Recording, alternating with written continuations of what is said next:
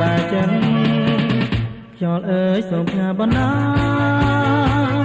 តាមទៅកែវមិត្ត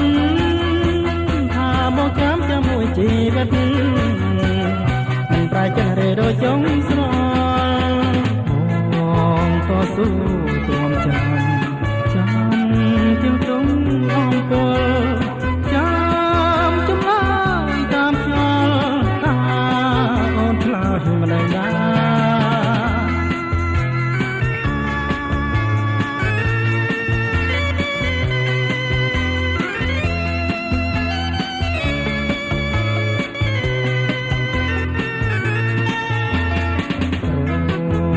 យំរីករាយចាំផ្លូវស្រីកលយាសូនសំធ្លាក់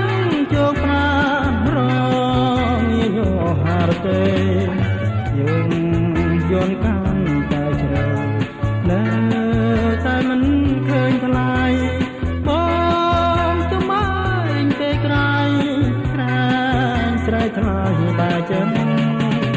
ខ្យល់អើយសូមផ្ញើបណ្ដាដាំទៅកែវមិត្តថាបងចាំមួយជីវិតមិនប្រែចិនរេដូចចុងស្រល់បងសូត្រងចាំទាំងក្តីអំពើ